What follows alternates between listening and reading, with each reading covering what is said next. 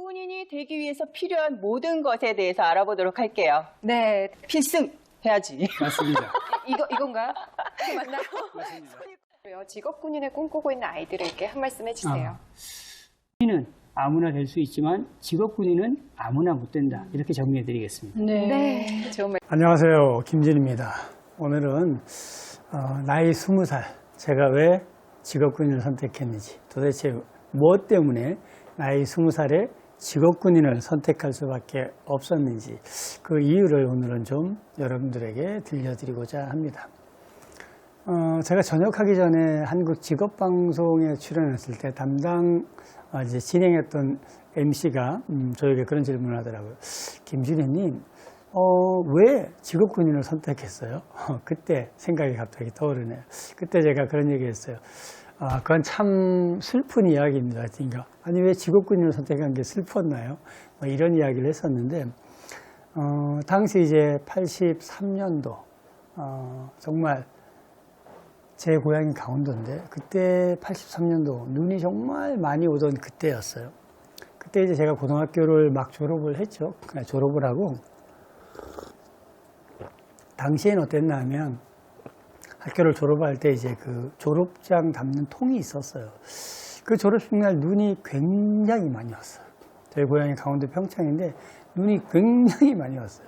그날 제가 막내 아들인데 제가 졸업식 하던 날도 저희 어머니는 장사를 하신다고 못 오신 거예요.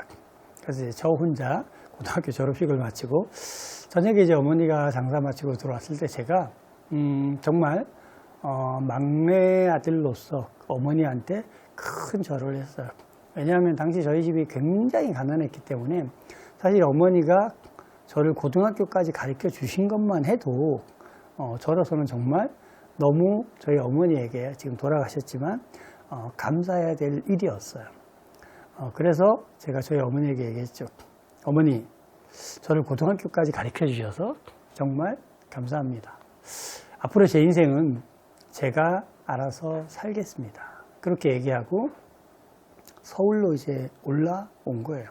그러니까 이제 제가 고등학교를 인문계 고등학교를 졸업했어요. 그리고 서울에 올라오니까 2월 달에 올라왔는데 2월만 해도 춥잖아요. 그리고 이제 정말 오고 갈 때도 없는 거죠.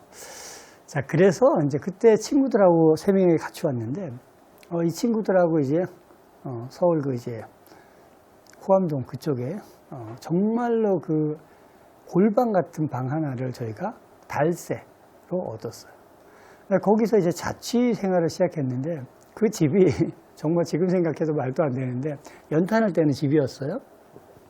연탄을 떼는 집이었는데 그 바닥이 막 갈라져서 저기 연탄을 떼면 당시 연탄가스로 정말 질식해서 죽을 수 있는 그런 집이었어요. 그래서 이제 겨울인데 저희가 이제 연탄도 안 떼고 그냥 그 집에서 자취 아닌 자취를 하고 이제 일을 하러 다녔어요. 근데 제가 참 저희 어머님 원망이 그때 당시 됐었던 건 인문계 고등학교를 졸업하고 오니까 갈 데가 없어요. 상고나 공고 같으면은 차라리 그 기술을 갖고 뭘 해볼 건데 대학을 가지 않을 친구가 인문계를 졸업하고 서울에 올라오니까 갈 수 있는 데는 막노동 하는데 뭐 아무런 기술이 필요 없는 그냥 몸만 쓰면 이런 곳밖에 없는 거예요. 당연히 저도 이제 그런 생활을 했을 거잖아요. 정말 이제 뭐 영하 50도 뭐 이런 데 들어가서 한여름에도 방한복 입고도 일을 해보고 막 그런 생활을 하다가 정말 제가 어느 순간 제 자신에게 이런 질문을 했어요. 도대체 언제까지 너 이렇게 살아야 되냐. 뭐 그런 생활을 하다가 제 이제 외삼촌이 어느 날 저에게 찾아와서 그러는 거예요.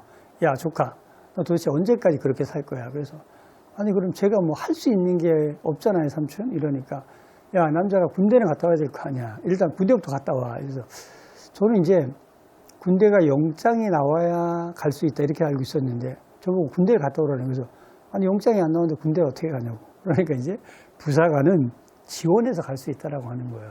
그래서 당시 저는 정말로 정말 무식하게 육해, 공군, 해병대 이런 개념도 없었어요. 근데 이제 당시 저희 삼촌이 저한테 해군 부사관을 가라고 하는 거예요. 그래서 제가 또 물었잖아요.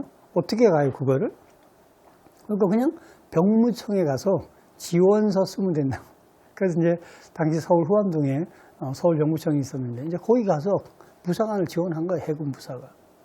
제가 이제 부사관을 지원했었던 것도 월급을 준다고 하잖아요. 제가 이제 인문계고등학교 졸업하고 막노동을 해봤는데 돈 버는 게 정말 어려운 거예요. 그래서 이제 어차피 군대 생활 갔다 와야 되는데 군대 생활 동안에 월급도 준다고 하니까 당연히 부사관을 저는 지원한 거죠.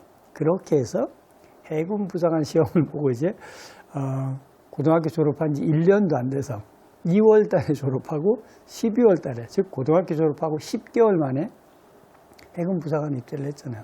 사실 정말 당시에는 제가 경상도로 가본 적도 없었기 때문에 서울에서 경남 진해 훈련소를 찾아가는 것도 정말 어려운 일이었어요.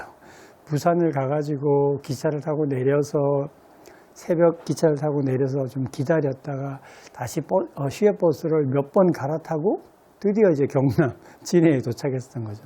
그래서 이제 그 12월 달에 해군 부사관으로 입대를 해서 또 한겨울에 바닷가는 정말 춥거든요.